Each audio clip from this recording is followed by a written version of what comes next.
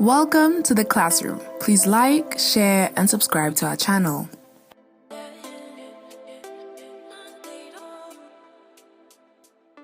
There are many types of businesses in terms of the kinds of goods or services which they produce. These businesses that provide the same kind of goods and services can be grouped and related to the economic sector in which they perform their activities. So there are 3 economic sectors, but before I get into those, let me talk about the private sector and the public sector. So they are not to be confused with these economic sectors. So what is the private sector and what is the public sector? The public sector is made up of the central government, various local councils, and state-owned enterprises such as Eskom and the post office. So essentially, these are businesses which are run by the government. They belong to the government, they are owned by the government, and their whole concept of making a profit means that they must generate a profit, and then that profit subsidizes all government income. And then the private sector, on the other hand, is made up of members of the general public and businesses which are owned by people, private individuals or entrepreneurs. Their whole perspective on running a business is to make a profit. The primary sector includes all industries which take raw materials from the ground, the water, or the air. Businesses in this sector raise, harvest, farm animals and vegetables, and mine mineral resources. This sector is called the primary sector because it is the first step in the process of taking unprocessed materials and transforming them into finished products. The secondary sector is where manufacturing and processing industries use raw materials to make other goods.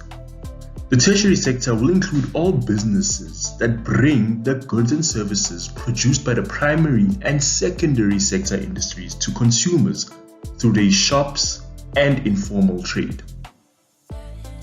Okay, so as an example of how the primary, the secondary, and the tertiary sector work, I will use coffee. In the primary sector, coffee beans are harvested from the trees. In the secondary sector, the coffee will be cleaned, roasted, and in some cases, crushed into powder. And then in the tertiary sector, the coffee will be packaged and then sold to wholesalers and retailers, who will then sell it back to consumers, the final end users of the product. Can you think of any examples similar to this? Just keep in mind that all of these different roles or different processes do not happen in a vacuum. They don't just happen, stop. All of them happen simultaneously, all at the same time.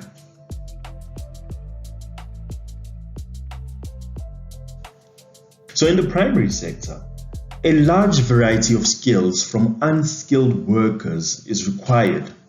Skills will vary from farm workers, fishermen, and miners to those of specialized skills in farm management, animal husbandry, engineering, geology, and fishing trawler operations. So just remember that in the primary sector, we are dealing with the extraction of raw materials from the ground.